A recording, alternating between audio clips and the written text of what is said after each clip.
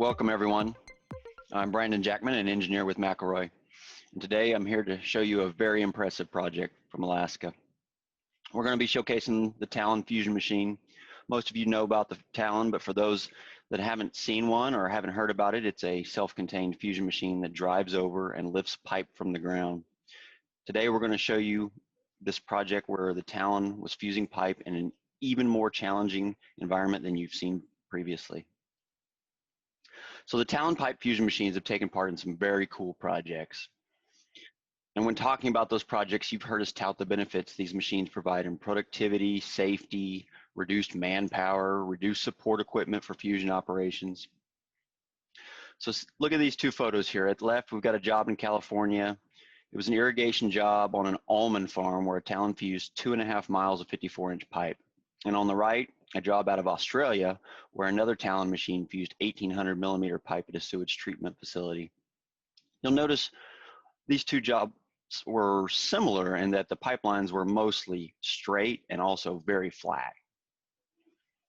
At a job in Tennessee, a Talon did both 54-inch and 63-inch fusions for a slurry water pipeline and was able to maneuver around prefabricated bins like shown here. But most of this job was also straight and flat. So in all these previous jobs that the Talon machines have taken part in, the fusion operations occurred on flat ground. And while this definitely can help further all the benefits of the Talon machine and the productivity gains from it, today we're going to showcase a job from the wilderness of Alaska where the Talon was challenged to prove itself while pipelining up, down, and around some very challenging terrain. So here's some shots to give you an idea of the terrain faced in this project. Not your typical pipeline job. Using a fuse and pull scenario here would have been very difficult, which led to the contractor doing the construction work to seek out a Talon specifically, allowing the fusion to occur in a pipelining method up the newly constructed 3-mile road. Before we dig deeper into the fusion operations though, let's look more and learn more about this project. So this is a massive project to expand the Bradley Lake hydroelectric facility. Alaska has nearly 50 hydroelectric facilities, the largest of which is Bradley Lake. The project, Bradley Lake itself, was originally funded in the 60s, and with construction taking place eventually in the late 80s and then with completion in 1991. It's one of the lowest cost energy production facilities in Alaska, but still serves only a fraction of the energy needs there. It's owned by the Alaska Energy Authority and situated 27 miles northeast of Homer, and therefore operated by the Homer Electric Authority. However, the power generated there is shared between 6 electric utilities extending north from Homer in what is known as the rail belt of Alaska. So let's look at that. So at the bottom right here, the red pin on the Google map shows you where Bradley Lake is. And then if you kind of move up, well, first let me tell you a little, so Bradley Lake here, we're kind of situated between, it's in the wilderness, situated between a large state park and a large national park. It's fed by a glacier to the east.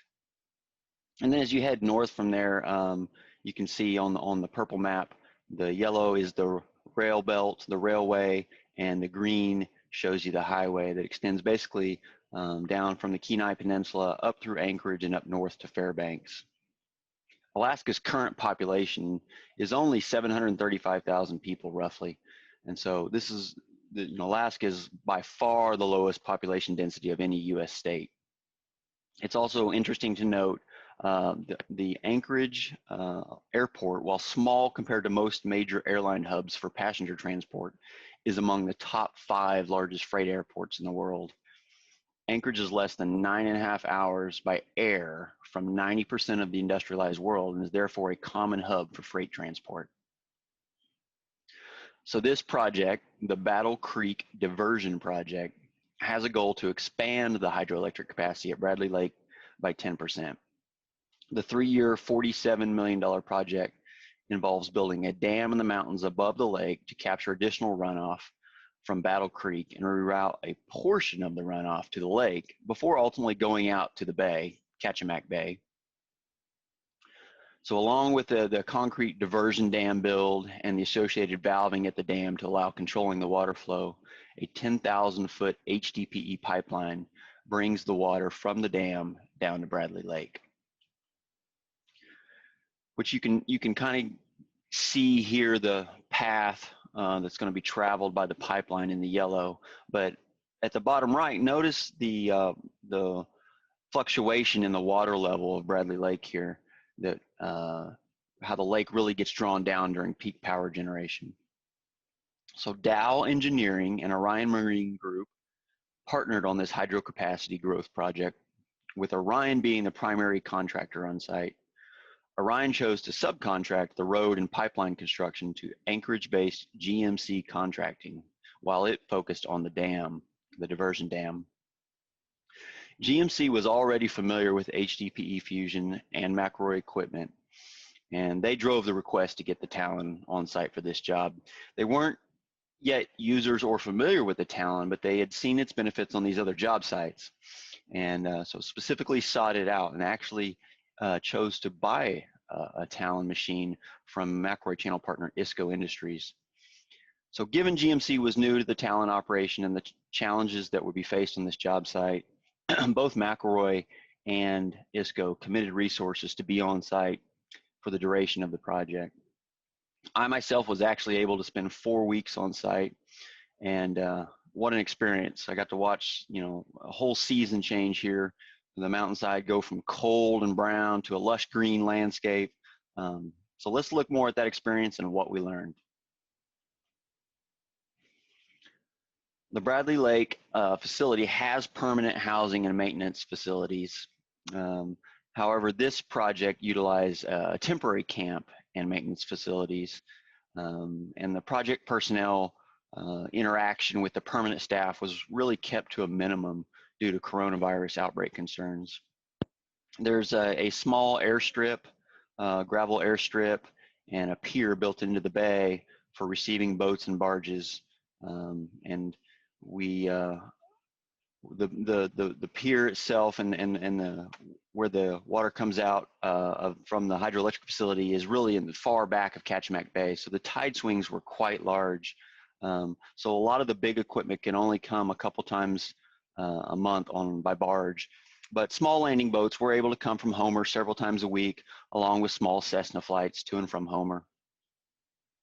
For otherwise unplanned or untimely people or cargo transports, helicopters were another option.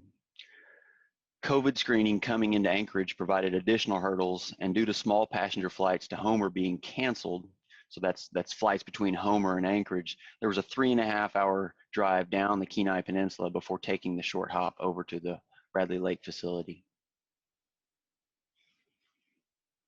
Bears were part of the everyday challenge, but also entertainment.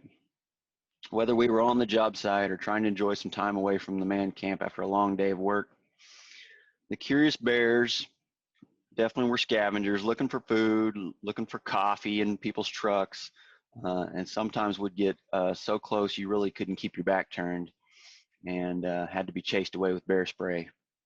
There were also some isolated brown bear sightings and lots of other wildlife, moose, eagles everywhere. The pipeline actually, the design actually incorporates a wildlife crossing. Much of the pipe is buried next to the mountain, very shallow, but there's one lengthy stretch in a valley that had an increased burial depth to allow the wildlife to get through. All right, so we're going to dig into the fusion here, fusion operations. So fusion began down at the camp in a staging area there. Test welds were done first to undergo bin-back testing and process approval. The pipe size is 1,600 millimeter DR21. However, during the manufacture of the pipe, a significant wall thickness variation was identified. Eventually, this led to the requirement to align the wall thickness during welding. Also, additional time during the heat soak and cooling were added due to the high average wall thickness. Really, more than you would typically expect for a DR21 pipe.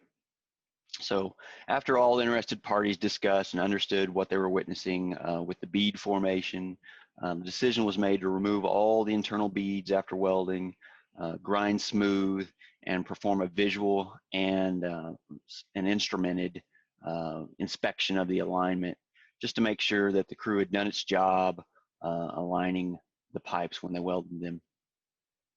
If you're interested in kind of this bead formation of the thick wall pipe and what's being seen in the industry today, definitely see Jim Johnston's presentation. He's doing a presentation on this topic. After the fusion process and operators were qualified on this job, many pipes were pre-welded from 40-foot links into 80-foot links. So all these pipes were shipped in 40-foot links because they came in containers from overseas. So at the staging area, there was a lot of pre-fusing from 40 to 80s, both by the Talon and a Megamax 1600 wheeled fusion machine that was on site to help turn the 40s into 80s. Then the 80-foot sticks were trucked up the pipe, trucked up the mountain 2 at a time on semi-truck, and with some 40s left, and trucked up the mountain for the sharp bends that we would see on the mountain itself. After that, the Talon was loaded onto a lowboy trailer by creating a makeshift gravel ramp, just driving straight off the gravel onto the trailer, and then it was taking the 9-mile trip up the mountain. So the pipe had been staged all along the narrow winding roadway, and fusion began at the pipeline outlet, which was actually the point where you came in the road first. An early challenge was a nearly quarter-mile descent downward at grades up to 18%.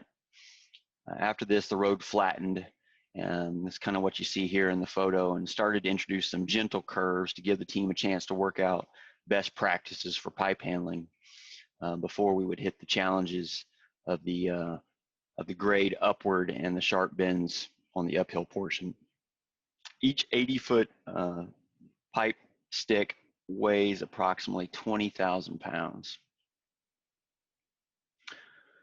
So the photo at the left here shows that pipeline outlet and where fusion began, and the approximately quarter-mile section uphill as the water would flow, but downhill as we fused. So we fused down this hill, and then as we got far enough away from the beginning of the pipe here, which is actually the outfall, it was bolted up to the flange joint, and then 150 feet of the pipe was encased in concrete here at the top of the hill. The photo at the right here is my best attempt at capturing the 18% grade on this hill, which, like I said, we fused downward on, but later we did see sustained 15% plus grades on the uphill section. So while the concrete work was completed at the outfall, and also throughout fusion operations where the pipe and the Talon were in the road, the daily commute involved long hikes and lots of shuffling of trucks on both sides of the pipe fusion operation. And then also we had quite a hike up this 18% hill every day, and so we ended up calling it the hill from hell. So before we go further, showing the Talon capabilities, I want to back up and talk about the state of the art before the Talon existed and the challenges faced when fusing on inclines. So this project is not in Alaska, but here we're showing a 2-jaw 65-inch machine doing a fuse and pull scenario down an incline into a reservoir.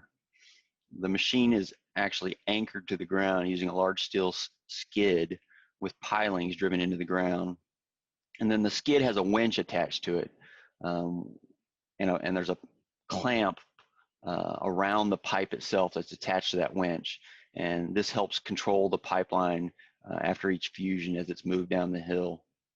That's definitely one of the challenges, whether you're fusing downhill or uphill, is when you go to move that pipeline after a fusion and getting it set for the next fusion, making sure you're pulling or the right amount and not going too far. So here that's what the winch is helping enable.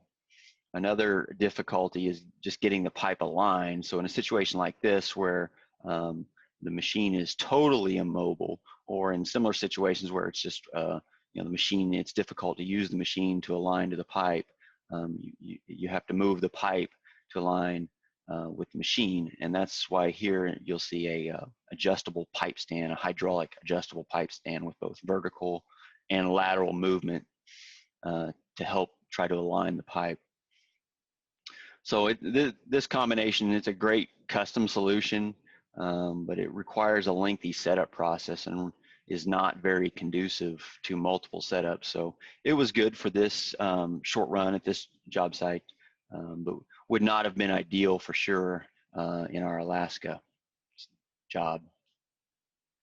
So here's a few more example setups using more conventional fusion equipment. The top two photos show a sequence bringing a 1600 wheeled fusion machine in on its wheels and then using the outriggers to align to the pipe, which is being held on the incline. The wheels and outriggers definitely help with the finesse needed in this case, but this really relies on the continued communication of the excavator operator to the men on the ground. And then you look at the bottom job site photo there, which is on very flat ground, is really ideal setup situation. But then I just want to highlight here that the coordinated movement of the machine and the pipe supports required to get the pipe up high enough off the ground, and the genset moving from fusion to fusion can be labor intensive. And so this is really where a self-contained remote operated machine like the Talon shines. Allows a single operator to position the machine to the pipe, drive around obstacles, and really helps improve setup.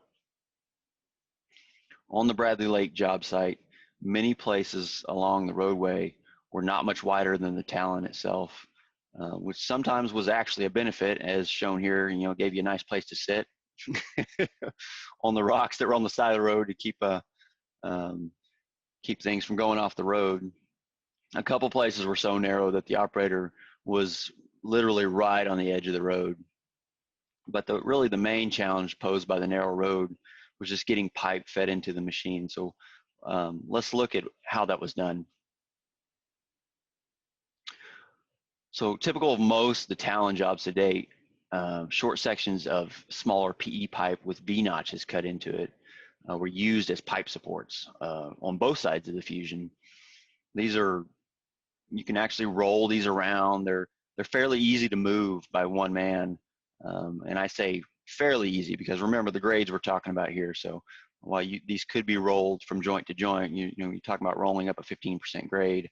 I think in this case we were using 18-inch pipes, about 4 foot long, 4 or 5 foot long. So, but one man really could move them around, and it really helped improve the speed of setup time. So unlike other jobs, the next pipe here was not really pre-staged in the roadway like you saw in some of those earlier photos.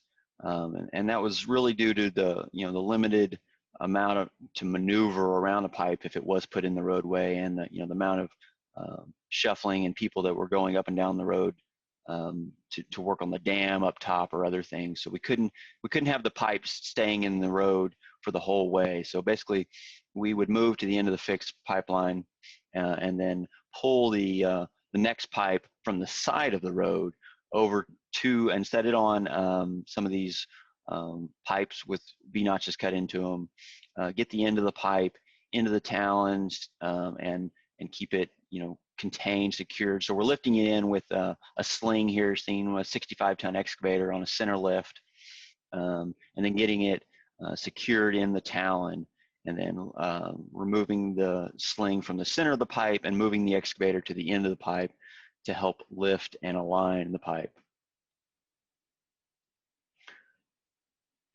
So after lifting and aligning, a lot of times that pipe would be supported on the rollers, but sometimes, like shown here, the pipe really had to stay on that excavator. There was really no way to support it from beneath. So for the curves, the sharp curves like shown here, the Talon was driven completely off the pipe after each fusion, and this allowed the pipe to be bent and restrained, bent aligned for the next fusion, and restrained for the next fusion. And so navigating the Talon off some of these curves was a dance that involved communication between the Talon operator, the excavator operator, and a spotter, with the pipe being moved towards the center of the road as the Talon crawled to the end of the pipe. For this particularly sharp bend, and shown in the photo here, we actually removed the Talon lower jaws to give additional clearance around the pipe for maneuvering. And then, as I mentioned, heavy equipment was used to restrain the pipe behind the Talon, both before and after, before and during each fusion.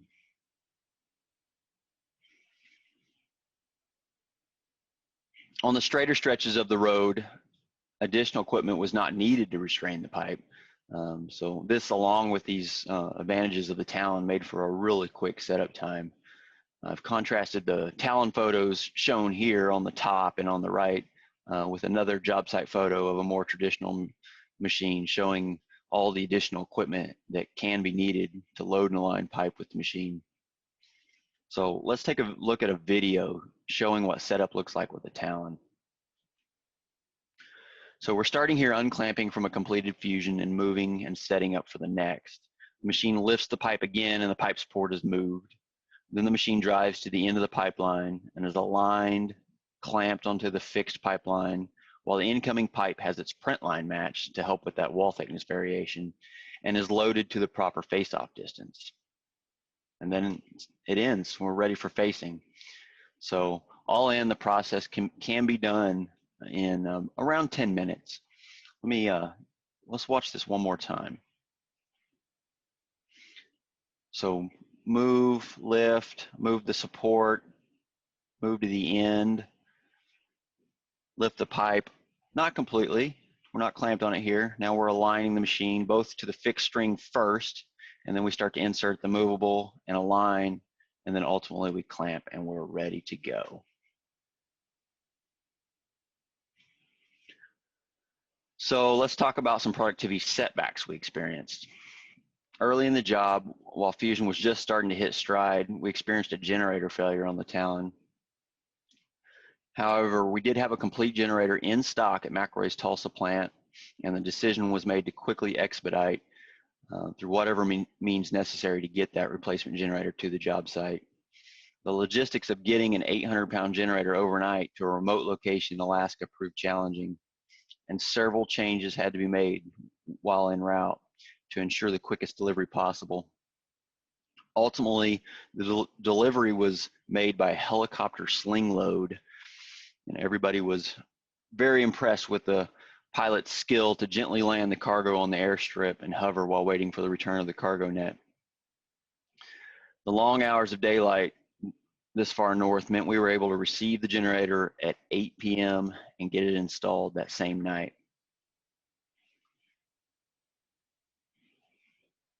Another setback we faced, cutting joints out after reviewing the data. The Talon is equipped with a cellular and Wi-Fi router that allows communication of data from the machine and also the ability to connect remotely to the machine. But this job site had spotty cell coverage at best. So joint reports were stored on the machine and taken by USB flash drive each day to be uploaded to the vault and shared with the inspectors. That gave the inspection crew what they needed, even if they couldn't be present for each joint. Although when they were present, they were really bearing down, as shown by this photo at the left here. Seriously though, there were some process errors found in the daily review, and we did have to cut out a couple joints. This was easily accomplished by driving the Talon back over the joint in question, clamping it in the machine, which allowed cutting it apart safely. Through all of the challenges, the Talon really proved itself once again. As the project neared its 3-year timeline, time allocated for the actual pipe fusion was very tight. The quick setup time, the pipelining method, moving along the road to the staged pipe, meant we were moving every couple hours. And notice also the tent that was added atop the Talon to allow fusion to continue in the spring and summer rain. The Talon did 155 welds on the job, 120 of which were on the mountain. So let's look at the overall productivity. Here's the joints per day data. There were days when there were no fusions due to moving the pipeline behind us out of the road into anchors and then backfilling. There were days where the road needed to be open to move pipe and the other equipment that needed to go up the mountain for the dam build. And there was also the generator failure that took us down for a couple of days. You see the fusions beginning slowly and ending slowly as decisions were made about connecting the pipeline to the flanged connections at each end.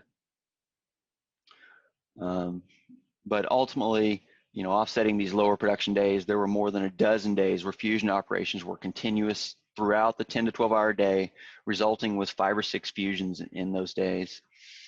And fusion operations were able to be completed ahead of the time allocated for fusion itself. After 2 months of fusing through May and June, water was flowing in the pipe by the 3rd week of July, per the original schedule. And this was definitely a successful and rewarding result for everybody involved. I really hope through the photos here that I've been able to give you a sense of what it was like to build the pipeline and really highlight the benefits the Talon has in this pipelining type environment. So what's next for Talon specifically? So one of the machines is currently en route to the world's highest production copper mine in Chile. In August, representatives from MCI, EMIN, ISCO all traveled to Tulsa for training. And along with McElroy's own Naib Youssef, who serves the South American market from Santiago, they all had to quarantine upon their return home. But now everybody's ready to keep this project moving forward, and we're all really excited for what's next for Talon.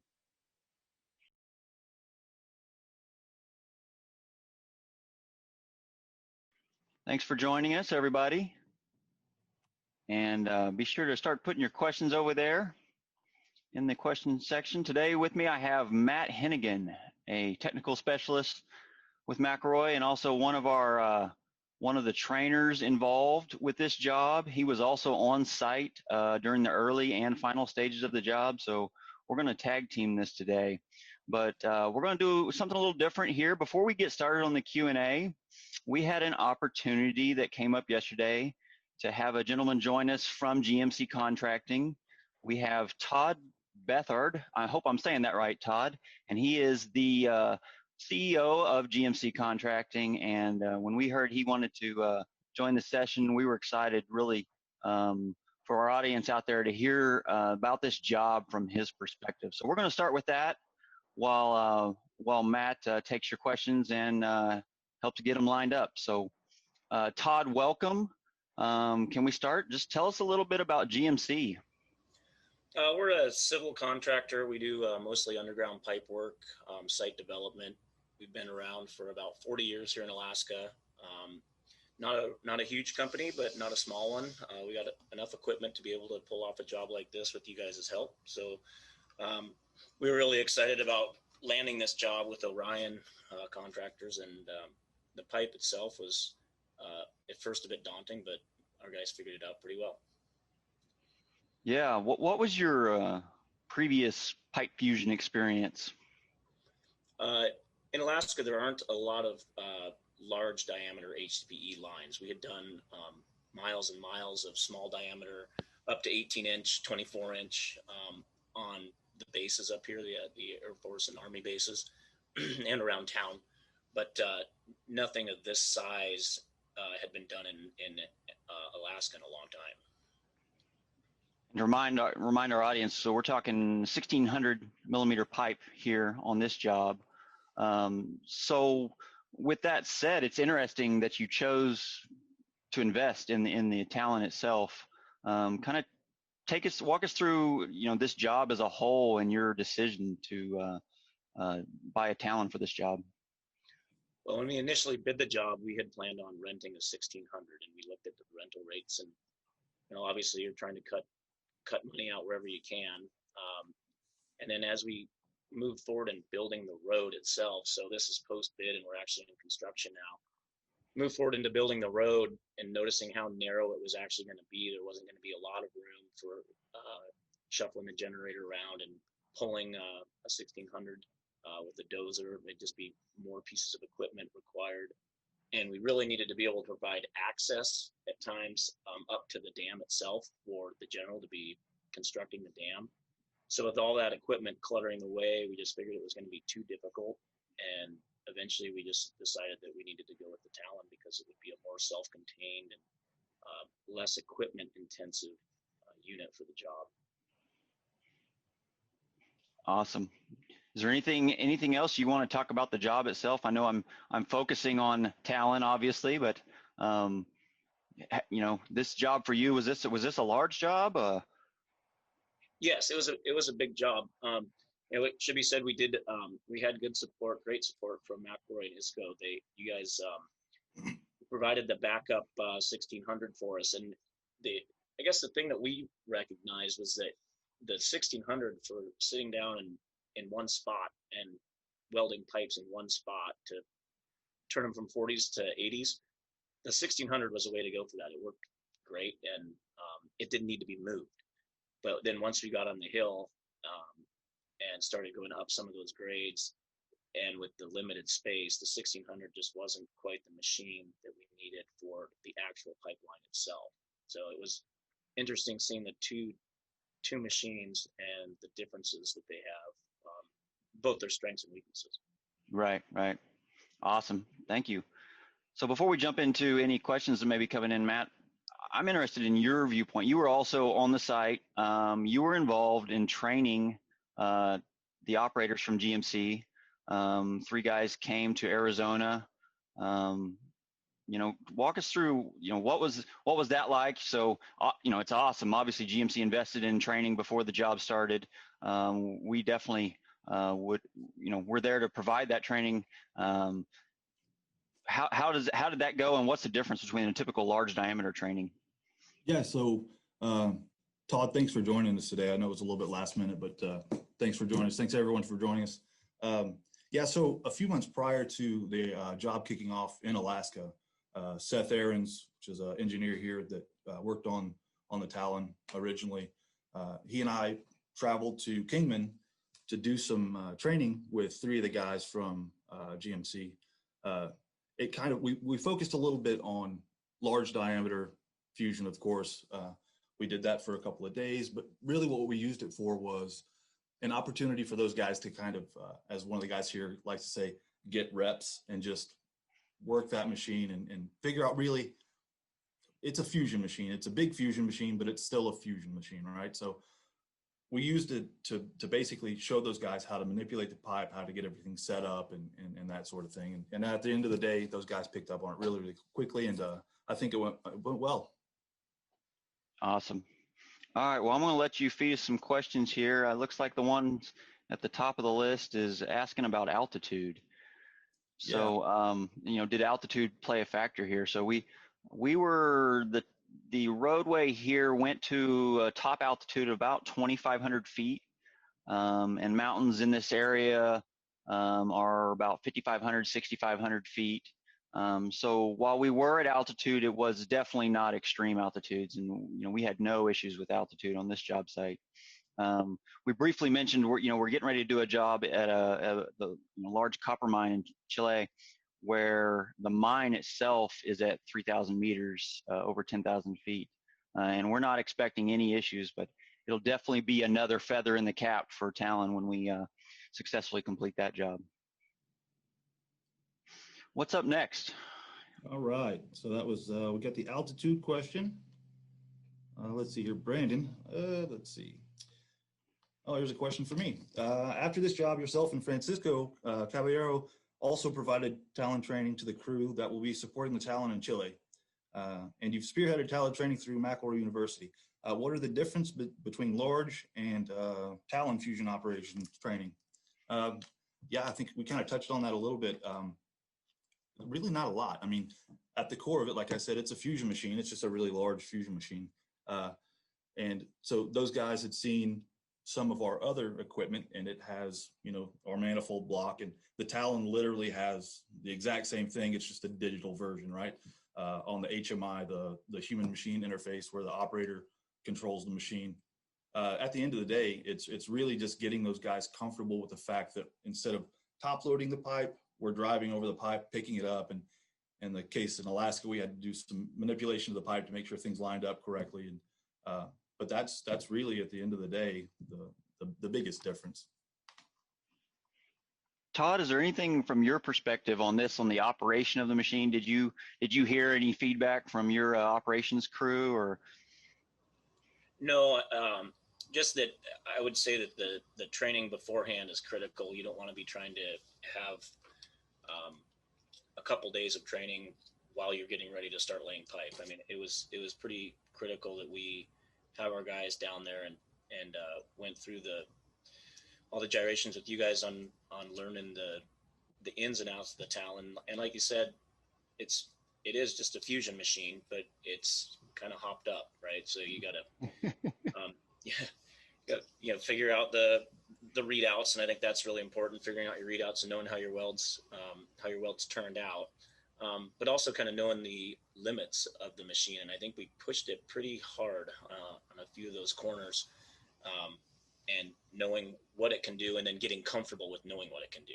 You know, because it's so big, it looks a little daunting, but our guys, once they got the hang of it, they felt totally comfortable on it. Awesome. Here's a question I kind of wanted to ask, just because I thought it was funny. Compare the effort and mobility of the rain shelters that were built around the 1600 and the Talon. So I worked pretty close with Mike Trudeau at GMC, and I looked over, and he was working on the 1600, and he had built what I can only equate to something from like the Beverly Hillbillies. They had piecemealed this big shelter together to kind of keep the rain and snow off, and on the other hand, we had like a pop-up tent, like you would have at like a soccer game, that Mo and myself and Francisco put on top of the Talon and lashed it down, and we were off to the races. So I thought it was kind of funny yeah. Yeah, when you showed up, Matt, it was what, in the 20s? Yeah, it was still rainy and cold, and went to the top of the mountain. It was snowing pretty hard. So yeah, the weather, it was weird. It was reminiscent of Oklahoma, because whenever we would try to explain how to dress or what to do, we just said prepare for all of the weather, because it could be sunny and nice down at the camp, and then you'd get up in the mountains and it would be rainy and really, really cold and snowing. So Awesome. So we've got a question here about the pipe and the wall thickness, and the solution being to rotate the pipe. So yeah, you know, the pipe did have quite a bit of variance in the wall thickness. Obviously, a lot of the resin producers have been working towards the low slump resins to try to help with that. This pipe did come out with quite a bit of variable wall thickness. So definitely there was a effort to align print lines to minimize that and make sure the print lines were going the same direction when we welded the pipes together, so that, you know, it was just like the pipe was extruded in the same direction. And then really from there, the question became, you know, with such a thick wall pipe, we're talking minimum wall thickness here of 3 inches. What did those beads look like, and was it normal? And so I kind of touched on that, but definitely, you know, Jim Johnson's presentation goes into the mechanics of that. What else we got, Matt? Let's see here. So you had mentioned something about removing the bottom jaws to allow the ability to maneuver over the pipe in tight locations. Can you talk a little bit about that? Is that a difficult process?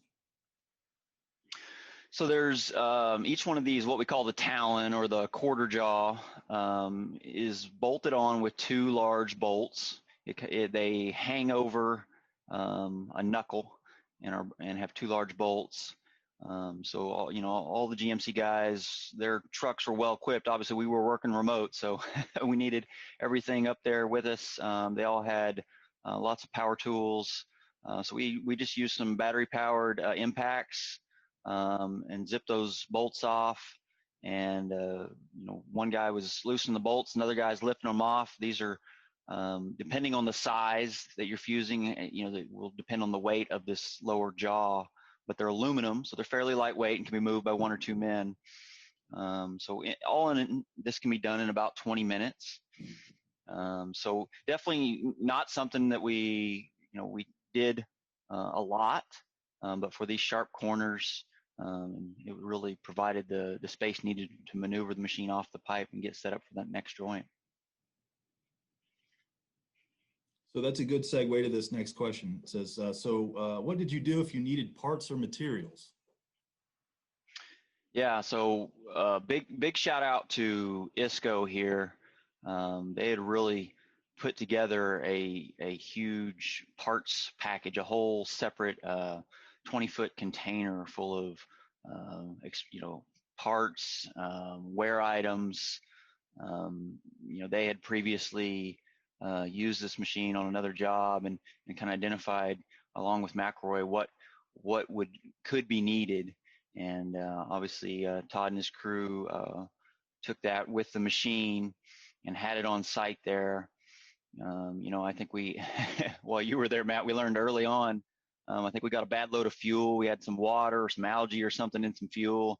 And luckily, I think we went through a set of fuel filters before we learned what was going on there. So we had several sets of fuel filters in that Connex. And then from that, quickly adapted, cleaned out the fuel tank, added a drain to the fuel tank, some quick thinking to help deal with that situation. But yeah, really parts, there was a lot of effort put in to think about parts since this was going to be such a remote site. But, we also talked about being able to bring stuff in emergency if we had to, like that generator.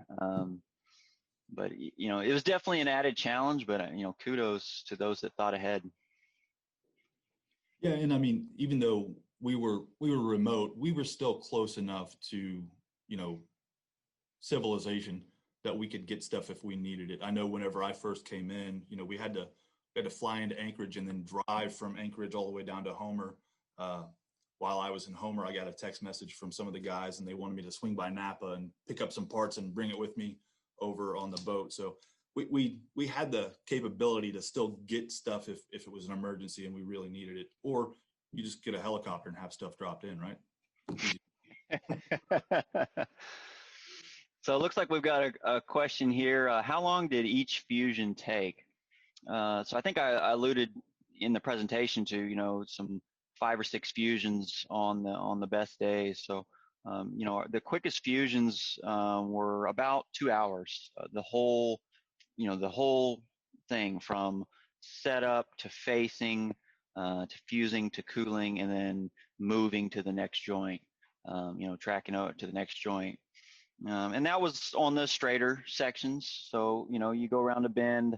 We talked about you may track off the end of the pipe and then realign the pipe and then reset. So it may take you another 10, 15 minutes. But the fastest fusions here were about 2 hours. Yeah. Awesome. I think Todd kind of already touched on this. As far as, the question is, the Talon seems to have been specifically chosen for this job. What were the key factors in making that decision? And I know Todd had kind of touched on some of that. Yeah, I know, I wasn't involved early on in the discussions of this project, but I would love to hear that from your perspective, Todd. What I had heard was actually one of your more experienced employees had kind of seen the Talon or looked at other jobs and said, yeah, we believe that's right for this job. But yeah, tell it from your perspective, Todd. Yeah,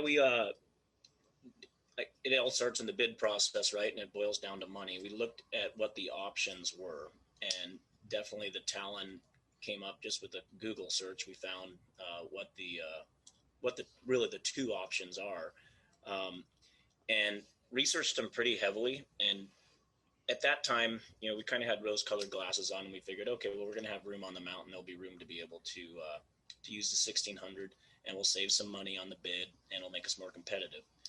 And as we started digging into it after we had won the job, it took us a year to build the road. And so we had some time to get our eyeball on what the terrain was like and what the job was actually going to require.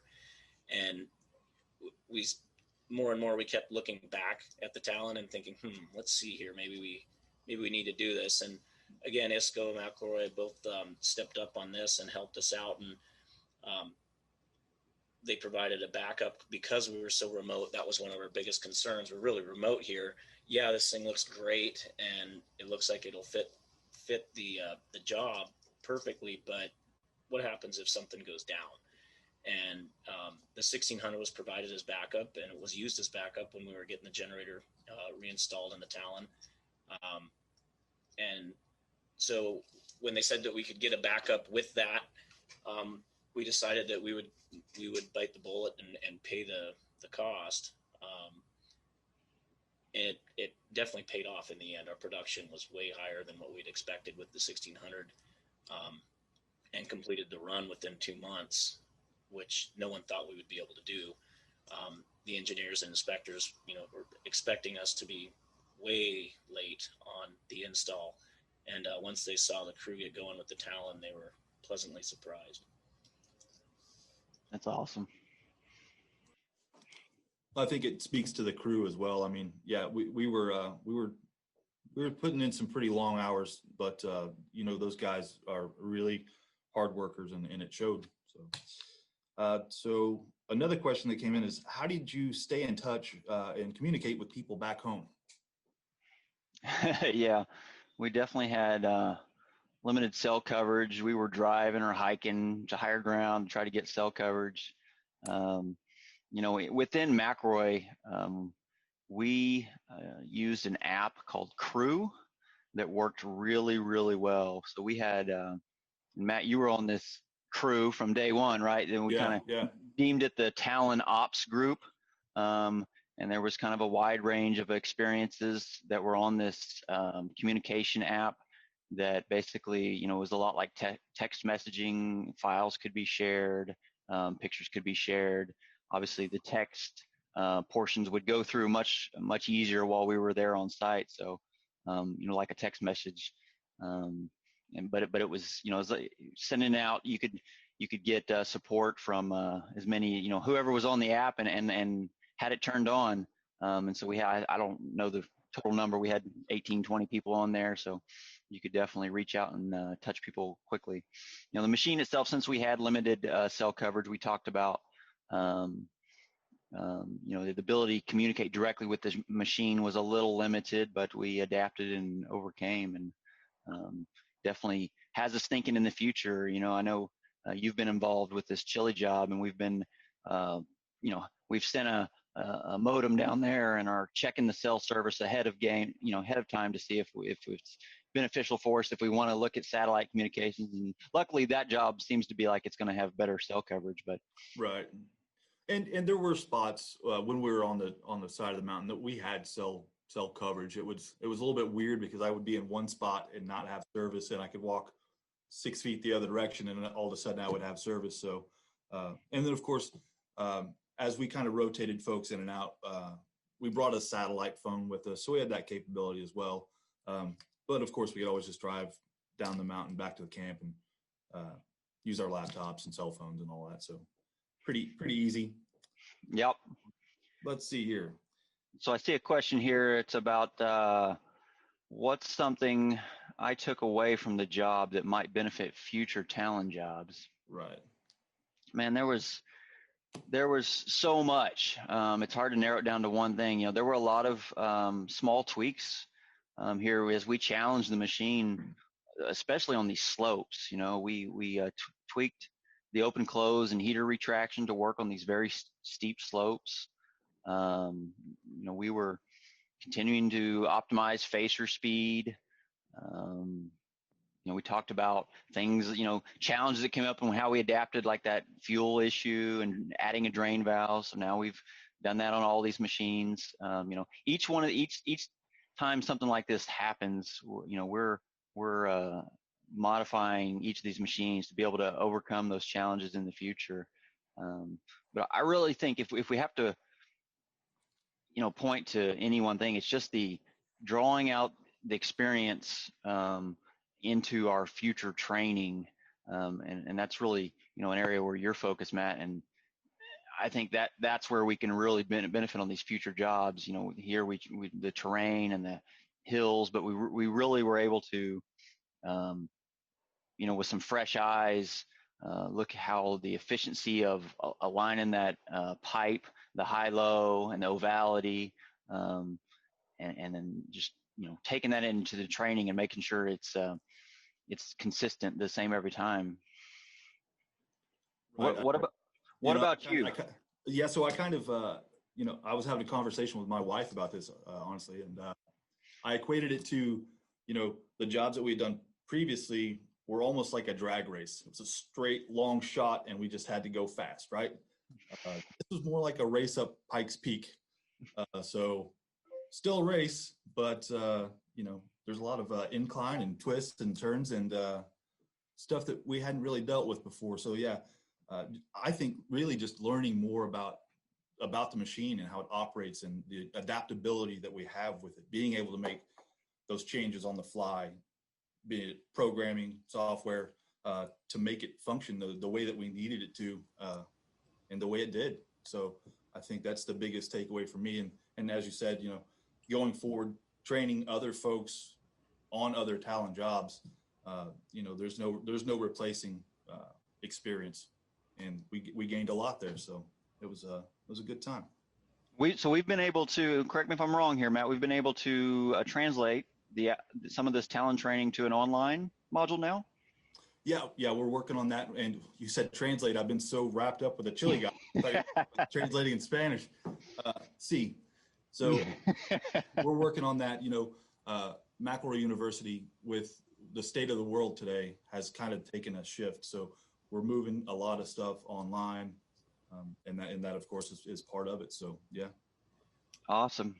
Do we have any other questions? I think that might wrap us up. I think getting pretty. Okay. Well, I definitely want to thank Todd for joining us. It's great for all our channel partners and potential Talon users here in our audience to be able to connect with Todd, who's GMC Contracting, now a Talon owner, and I'm sure they're ready to put that machine to work. Todd, is there anything you'd like to leave us with? No, I think one thing that I was going to touch on the takeaways of the Talon was the safety factor. And anytime you can eliminate pieces of equipment, especially in tight quarters, anytime you can eliminate a bunch of moving heavy equipment on a job, it reduces your chance for a slip up or a mistake or an injury.